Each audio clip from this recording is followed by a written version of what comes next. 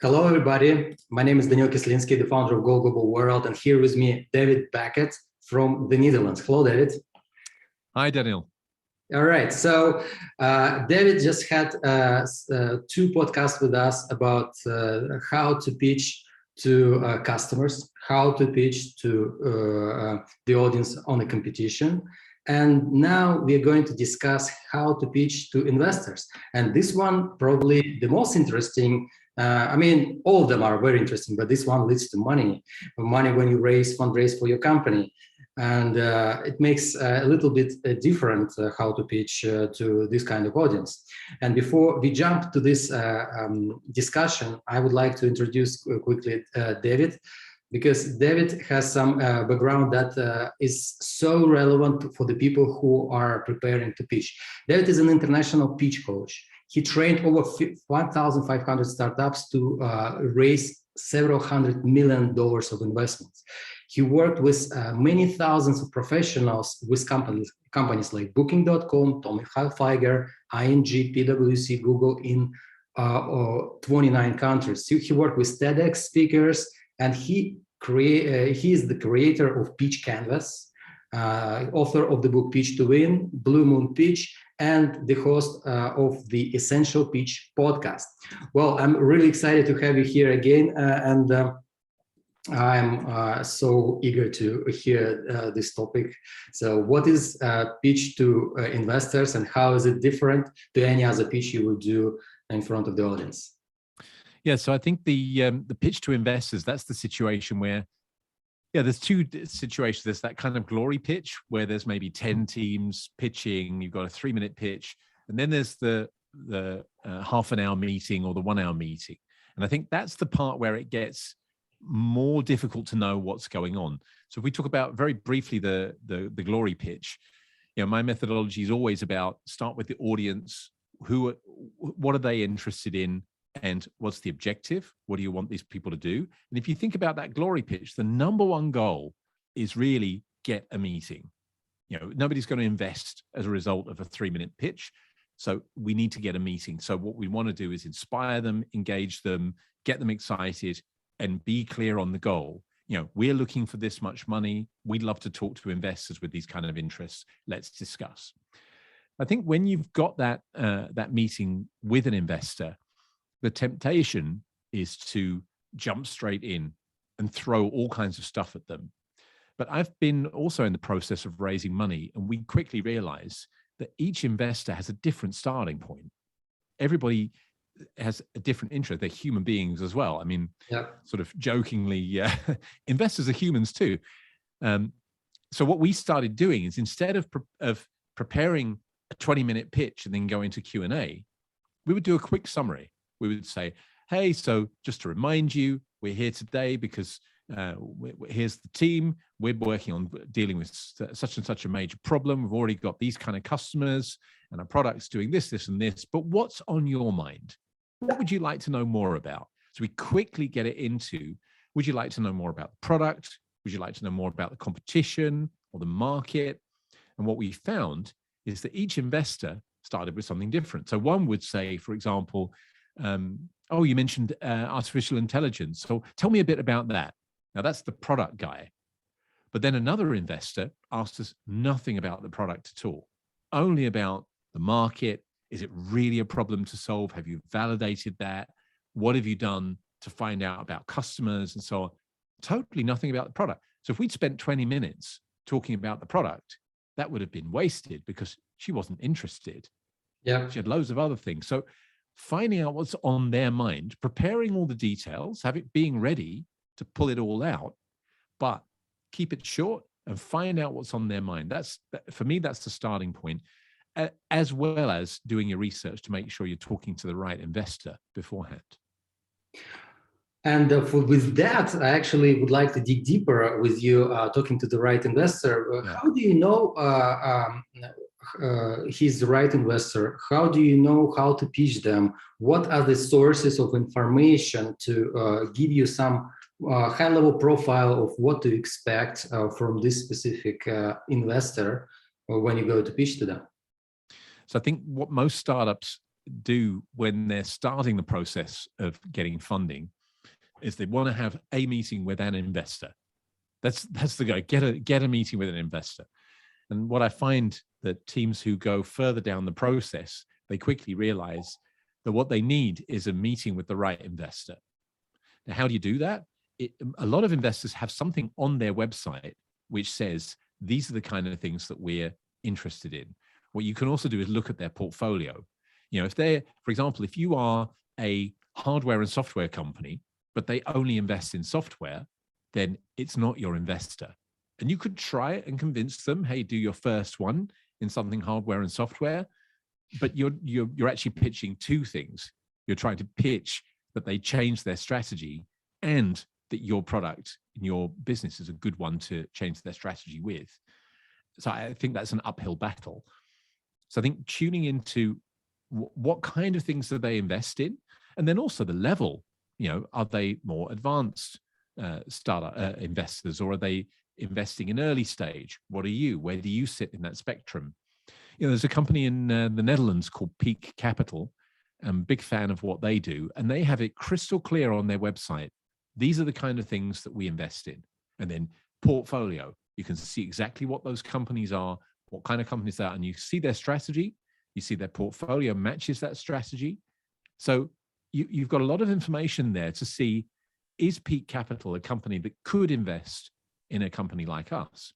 And if you come to the conclusion, no, you might be able to get a meeting, but there just won't be a match. It's a waste of time for both you and them. So I think doing that research, finding out on their web pages, it's not so clear from their web pages, what portfolio, and then checking out on LinkedIn, what are they interested in? What have they posted about their investments? This will help you get focused on the right investor. And earlier we discussed as well some ways of some tricks of getting better understanding of the potential investors you're going to meet with. We came up to a conclusion that it's great to Google them, to Google their past pitches where they were participating and giving some questions. So yep. This is probably what they want to find out from the startups in the industry of theirs. And in your opinion, these kind of sources will give enough information. Maybe they should go for something else, but this probably some extra mile they can go, right? Yeah, there is. And that is to reach out to the people that have been invested in by those investors. If you really feel like, hey, this would be the ideal match for us. And I've heard this happen a number of times, that the founders of companies who have had investments from a certain investor, they're open to discussing how that process went. Find out what kind of characters were they in the investor organization. What kind of questions did they focus on? What was their main focus? Was it about product or financials or a bit of both, or team, or and you can tune in to what those people are interested in on a different level. So when you talk to a founder that has gone through the funding process with that investor, you can really learn a lot. And don't ask, don't get. Sometimes if you ask, the founder will just say, yeah, no problem, let's do a 20-minute call. Don't need to ask them lots and lots of questions. Respect the time of the founder that you're asking, but 15 to 20 minutes, you could find out a lot, and that will steer a little bit of your pitch. The thing about tuning into the audience, it doesn't change everything in your pitch, but it just changes a few key things and some of the language that you use to bring your message. So you're not completely changing your pitch, but you're tweaking pieces of it so that it resonates with that audience. And whatever you can do to find out more about what's on their mind, the better it will be. Yeah, that's actually great advice because just I started thinking that if on their website, their portfolio companies, you can find these companies on LinkedIn, and you can find who is the CEO or founder of that company, and just reach them out. Like, why don't they help you if you are pitching to the same investor, and they can probably share with you some advice. Yeah, definitely. I love this kind of recommendation. I had a situation, actually many situations, where I was at the pitch of introducing founders to some investors from different parts of the world. And very common that you have allocated time to pitch, and what happens is that the founder is pitching, and in the middle of the pitch, investors say, "Oh, I know that, I know this, like skip next slide, next slide." So the founder has prepared the story. He wants the story to be perfect, and all of a sudden it's completely ruined, and he's just showing slides. What would you recommend how to deal with this kind of stress? Because you want to convince the investor, you want to connect with them. At the same time, your story is ruined, and the investor is not patient because, as he says, he's seen it all. Yeah. So I think this is partly related to that thing of don't over prepare. Prepare a short pitch, try to find out what they want to know more about. And the second thing is to be aware, why are they doing that? And there's two reasons why they do it. One, because they really do want to just get onto the second thing, but sometimes they're just testing you. And I interviewed a guy, I wrote another book, Pitch to Win, a couple of years ago, and I interviewed a guy called Rob van der Heuvel. He's CEO of a company called SendCloud, and SendCloud is one of the fastest growing companies in the Netherlands at the moment. But he went through the process, and I worked with him on the pitch in the early days of raising. And he described it in the meeting with investors, you start your pitch, 20 seconds in, boom, they ask a question. And then you answer it, you go another 30 seconds in, boom, they ask a question. And he said that they're testing you. They're trying to find out if you can handle that kind of pressure. Now, other investors have told me what they're looking for is not, can you convince me? They're looking, can you convince everybody else? Can you convince customers? Can you convince employees? So sometimes they're trying to put you a bit under pressure, not because they're being nasty, but because they want to find out, can you handle this in front of a customer? Because a customer will put you under pressure. So can you deal with it? So I think part of the approach is not to be too rigid on, I've got a beginning, middle, and end that I want to follow. Try to be a little bit flexible, that if some investors are very happy to just hear your story, but some, they want to jump in. If they want to jump in, then invite them to do that. You can stop in at a certain moment and say, well, by the way, we've prepared content on this and this and this. Is there anything particularly you'd like to jump to? And almost certainly they'll tell you. And they'll say, yeah, you know what, I'm really interested because I read your deck or your 2-pager, and what I didn't understand was such and such. Okay, now we're talking. Now we're in the stuff that matters. And so you can jump in. So I would be a little bit flexible. Try to prepare the pitch in sort of modules, groups of content that you could jump to. So on slide 9, it's got this content. On slide 12, it's got that kind of content. You jump in according to what their interests are. The more you do that, the more likely your pitch will start getting into a conversation instead of pitch, question, pitch, question. You get into a discussion then, and that changes the game, actually. How do you recommend to finish your pitch with an investor? What would be the best conclusion of the pitch to turn into a meeting? Is there any advice on that? Yeah, so if you're pitching in that situation where it's more like the glory pitch and there's a series of pitches, be very crystal clear on a call to action. And it might seem obvious. It might be obvious that the next step would be a meeting, but saying it out loud and telling people, if you believe in our vision of such and such, come and talk to us afterwards and let's arrange a follow-up meeting to discuss investment opportunities. You're just more likely to have somebody come to you. And I think giving them a clear call out, or telling them clearly if there isn't, if it's online, there isn't that situation where they can walk up to you, or there's not an immediate obvious follow-up, then give them something which is either an email address or something really easy, something very simple that they can follow. If they get a great long URL, they're never going to do it.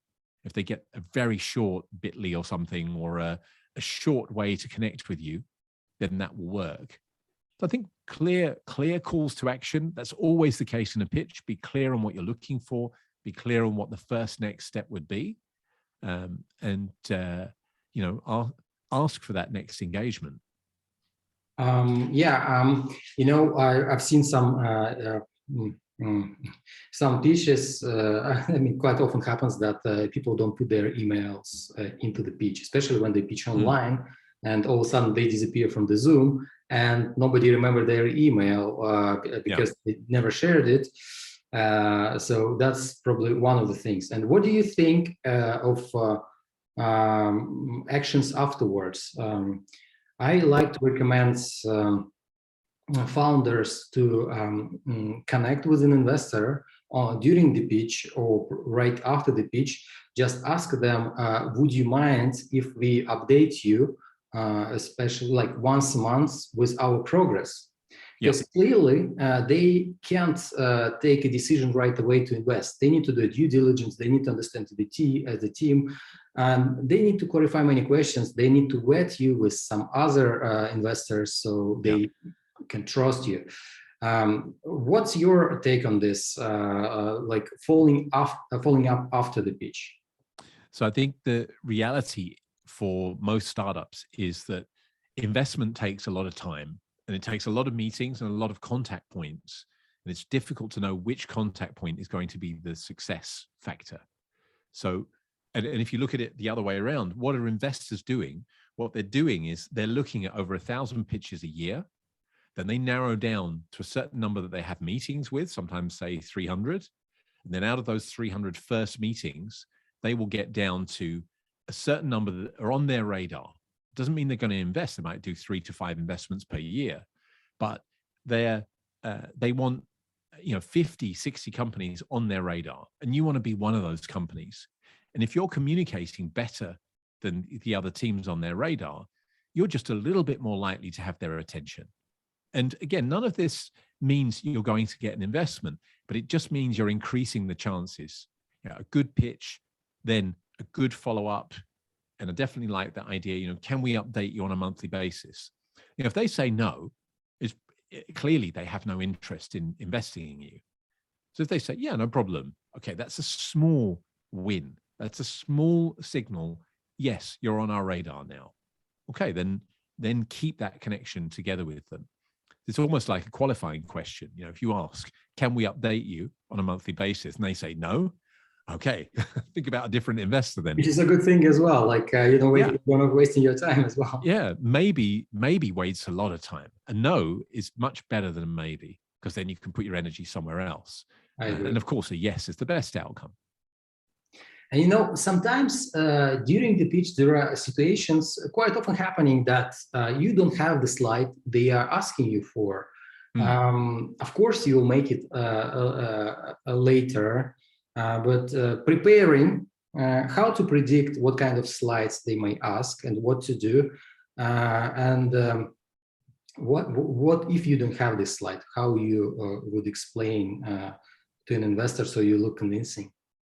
Yeah, I think this is one of the reasons I created the pitch canvas, is that the pitch canvas has got a number of different topics, which are the majority of the topics that investors would ask about. And the way that I developed it was to talk to a lot of investors, go to these pitch competitions or pitch events or network events. There would be 10 startups, say an accelerator or something along those lines. And I would go afterwards in the drinks and say, which were the pitches that stood out? What did you miss? What did you want them to tell that they didn't tell? And so on. Gradually, I built the pitch canvas, and I would go to investors and say, these are the things I think they need to prepare for you. Is that what you want to hear? I say, yeah, but what you're missing is such and such. So I think the first step is have a look at the pitch canvas. That gives you the topics that you can prepare, the paying, the products, the demo, what's unique, traction, business model, team, investment, all of those things. And also why your personal story. Then, of course, there will be some things which you can't prepare everything. I don't think they're expecting you to have all the answers. What they are expecting is that you don't pretend that you have all the answers, and that you're open to going away and finding something. So I think if you really don't have an answer to a question, or you don't have the material that they're looking for, you can tell them, I don't have that with me right now. Let me come back to you by such and such a time, and we'll send you that. And then, of course, you've got to follow that up and match whatever the promise was, because that's about building trust. So I think, firstly, preparation is really key. But if you do miss something, don't try to bluster around it. Just be transparent, clear, give them a clear timing when you can respond, and give them the information, and then deliver on that information.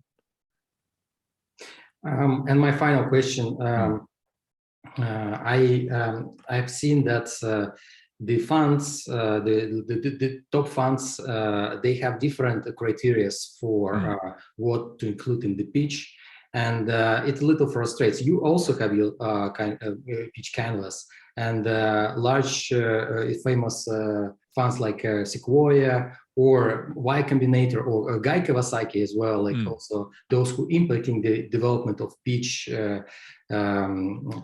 pitching scenarios, and they differ on some variations of slides. What do you recommend to do with the slides they don't match? Would you recommend to put them as a backup, or would you just focus on specific scenario? So for me, I think it's better to have more information at hand. And the difficult thing about that is we feel that every bit of information needs to be polished and well designed and so on. But I think if you're in the dynamic of a meeting and you've got some slides which are prepared and well designed, and they ask for some additional detail, not everything needs to be perfect.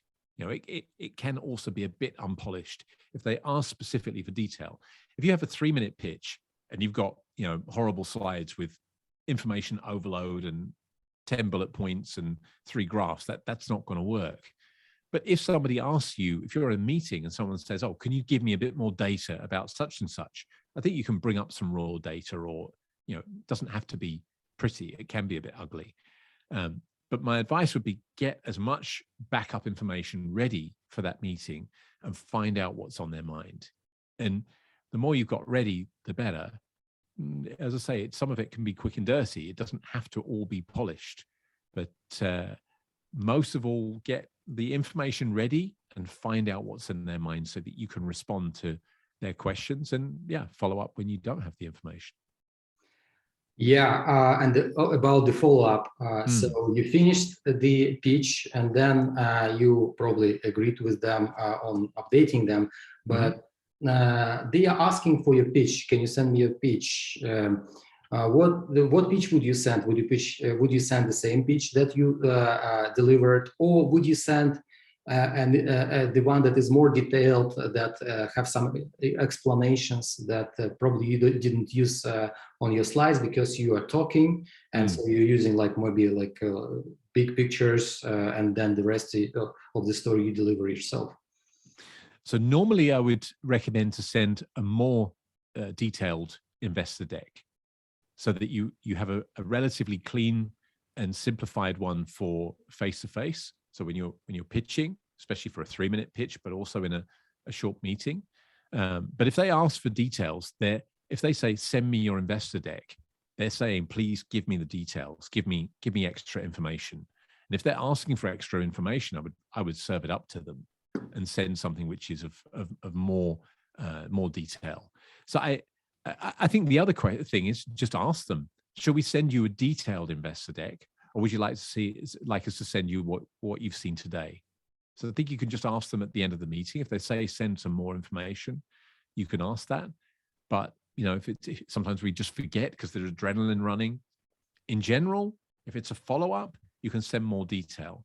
But when you're in that first stage, what sometimes happens is people say, hey, Mr. Investor, I saw you're investing in such and such. We're in this field. Here's my 40-slide pitch deck.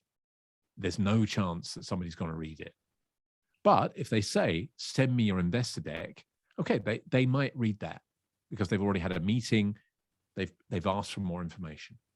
And I have, again, a very final question, because I already said that I would have a final question.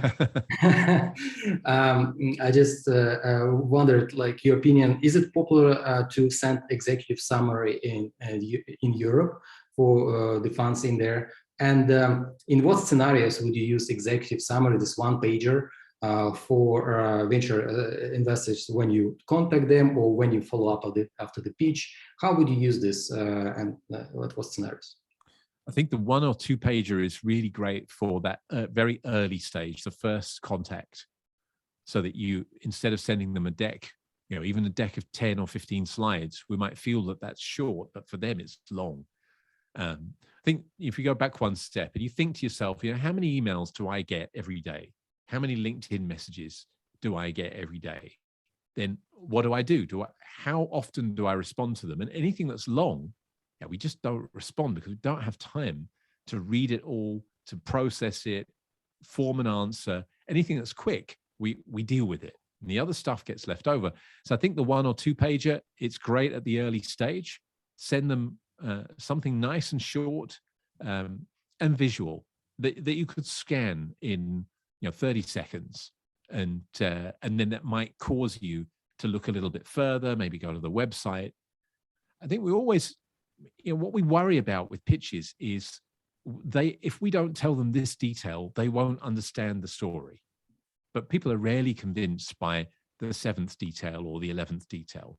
They tend to be convinced by big messages. When we listen to pitches, we're convinced by a big thing, not a detail. And they're exactly the same. So I think keep it simple, keep it visual, short and to the point at the beginning. But as you go gradually through the process, they're inviting you to bring more detail, then indeed do that, but not at the beginning. Wow, what a story. I think that's a very important tools to prepare to the pitch. So finalizing our podcast, what are the main key takeaways, as we like to ask, would you want the audience to be left with when they're preparing to pitch to investors? Sure. I think the starting point is make sure you're talking to the right investor. So check in on their website. If you want to find it, if you found an investor you think, I want to go for this, research, even talk to founders that have been invested in by that investor and find out what's their character, what type of people are they, and prepare a lot, but don't over pitch. Keep the pitch short. Find out what's on their mind. If they're pushing you, asking a lot of questions, just break off the typical pitch and find out what's on their mind. Do you want to know more about product, market, etc.? And the more you get tuned into what they're interested in, the more you can adapt your pitch to them, it's more likely to become a good match. Well, that was David Beckett, and we had a podcast, Pitch to Win Investors. And this is the third and the final podcast with on this topic of pitching. If you like this, subscribe to our channel, press the like button, leave us comments, suggest other topics. And if you want to reach out with a question to David, we definitely would pass your question. And if it's a good question, you'll get the answer. And don't forget to look and watch our past 2 podcasts about how to pitch to customers, how to win customers, and pitch to win competition. We had a series of 3 podcasts in order to help you get prepared for different scenarios of pitching and help you understand the main key points that will help you succeed. Of course, every topic involves way more of steps for the preparation, running it, but we try to share with you the most essential ones that we believe that can help you to win your audience. Thank you, David. I really appreciate that you joined to do this podcast at Go Global World. Our audiences from around the world would definitely appreciate it, because founders, they always struggle with many different stuff, and every kind of expertise like today, or advice or recommendation, helps them to take the next step forward. So you contributed to our community, and I thank you for that. I really appreciate that. I enjoyed it. I like to help people shine and succeed. Thank you so much. Everyone, just remember that we are not finished with David Beckett. We are planning next talk with him, where you can personally ask questions to David on our upcoming webinar. So go to our website, Go Global World, and in the section events, you'll find this event, How to Pitch with Purpose for Impact Startups. And this is where you will be able not only see the entire path of how to do it, but you also will be able to ask your own question to David and get the answer. So thank you so much, David, and I look forward to our talk soon. Thanks a lot.